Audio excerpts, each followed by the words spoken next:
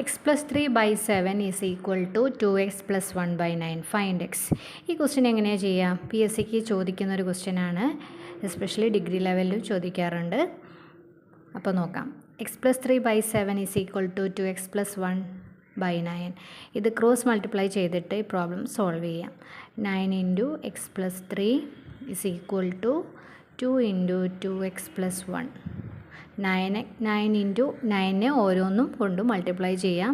9 × x + 9 × 3 is equal to 7 × 2x + 7 × 1.